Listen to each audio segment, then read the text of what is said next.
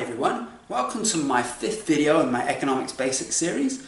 So now we've covered off on quite a few things so far. So we've looked at the basics in terms of utility and choice. We've looked at what happens if we have cooperation and specialization. We've also taken a look at a comparison between money and time in terms of valuing the two of those.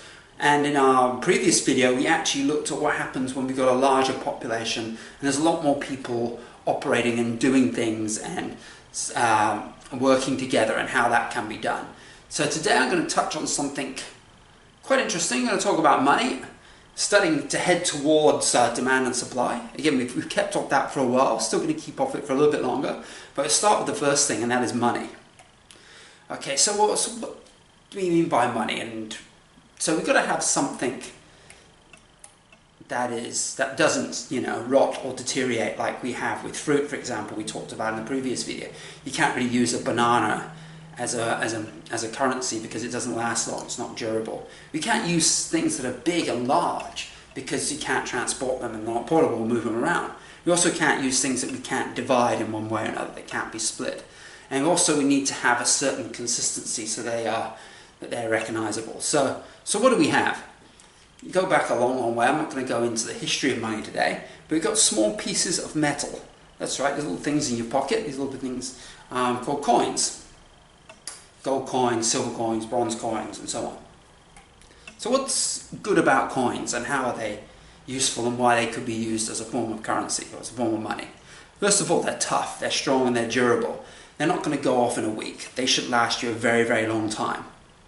They're also portable as well. They're fairly small and reasonably high value for what they are. And so they're talking about things like silver and gold, which is considered as fairly precious sort of metals. So that is useful. It's also divisible in the sense that we've got different size coins and they've got different values on them and also using different metals.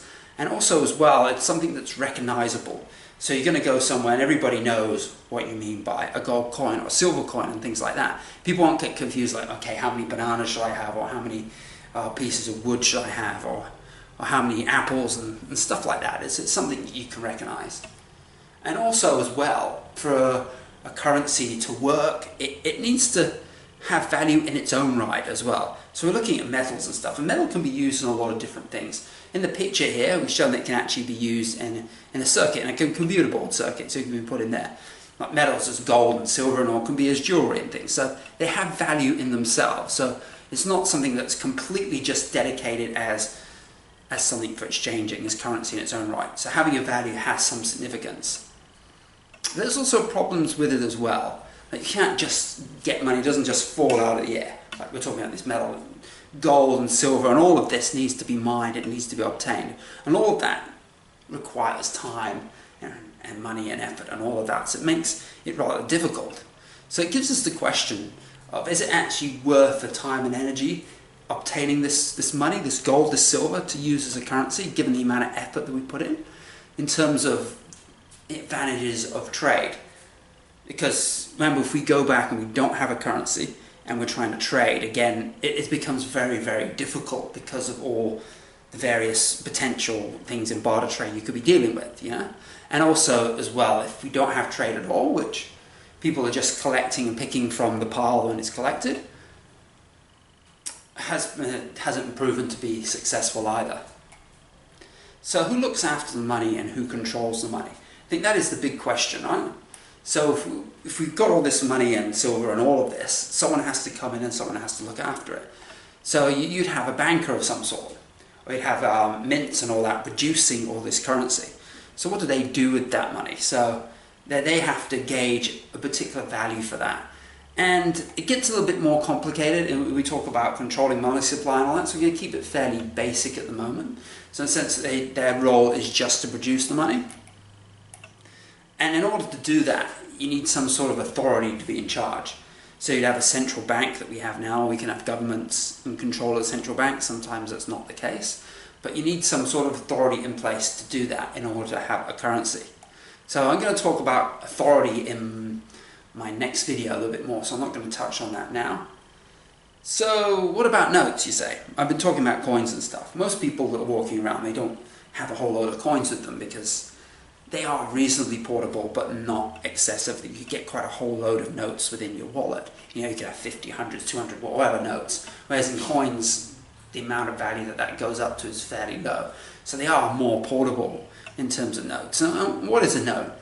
Well, we had what we called the gold standard. So whatever note that you actually had, there was a promise to be paid that amount in terms of gold, in terms of what it was backed by. And that, in a sense, made sense because you've got gold in a reserve and you're carrying around notes. That also had some problems in itself. You'd need an enormous lot of gold to back the amount of currency in circulation. So what came next? Fiat money. That's as interesting in itself. It's still notes, as we talked about before, but fiat money isn't actually backed by gold. It doesn't have the gold standard, so you can't go in and trade that money. So what is fiat money based on, and what is it supported by? Basically, trust. Yeah, that's right, trust. So we've gone back to trust now. Faith in our governments and faith in our central banks that this money is actually worth something. You can actually take this money and you can exchange it for something. And it's based on faith. You can't go down and you can't collect any gold in exchange. It's just a piece of paper that effectively really is not useful for anything. It's not like we have with our gold coins and things that potentially that can be used in other areas, but for doing other things. This is money that has no value. So we've got something that's based on a promise, and that potentially can be very, very risky. We've also got something else now. We've got virtual currencies, which are actually taking it a step further. So you can actually do a lot of transactions and stuff online these days. You don't need to have paper notes and all that. You can use FBOS and stuff like that. You've also got something known as Bitcoin, which is taken off, which is, again, it's an internet currency. I don't really know an awful lot about Bitcoin, but apparently it's taken off and people are actually buying things in Bitcoin. And that, again, that's not governed by any central banks or anything like that. So it's sort of like an independent currency. Again, there's faith in supporting those. You have to have your own faith that if you purchase this virtual currency, that's not just going to be worth nothing overnight. Even the fact that virtual actually is nothing. Again, based on trust. So, what's happened and all with this fiat money? Has there been any downsides to that? And a number of currencies have suffered from hyperinflation, in a sense that the value of that currency has just dropped, it's just plummeted. So places like Greece, Zimbabwe, Yugoslavia, Mexico, Thailand, and for various reasons, their currencies have plummeted. And because it's not backed or supported anything, the currency can just go into free fall. And if that happens, if your currency falls into free fall, all your savings and all your wealth that you accumulate isn't worth nothing because prices are just going up so dramatically. You could have something that costs $1 today, could cost you $100 tomorrow. So all of that savings and all that you've done is just wiped out. So there's a very high risk when we have fiat money that you're going to get that hyperinflation. I'm going to talk about hyperinflation or inflation will be quite a few videos from now, but that's just something to bear in mind, that is a real risk of actually having money that's not backed by anything. Okay, so let's take us back to where we were in our previous video. So we talked about greed. This is, in a sense, this is a response to greed. So how have we fared? Have we solved the problem of greed? I don't know. I still think that there's some problems around that. That, okay, you're protecting people from greed by having it a form of currency, but if it can be manipulated, it can still be manipulated in the favor of certain people. I think that's what we have seen around the world, where central banks have kept increasing the supply of money, in a sense that it's a manipulation of the system. Alright, so we're going to talk a little bit about more money again in some of our later videos, but I'd like to thank you for listening to this video. And if you like this video, click the like button, and if you want to see more videos in this series or want to go back and watch some of the other videos, click the subscribe button, and I'll be uploading some videos soon. So thank you very much.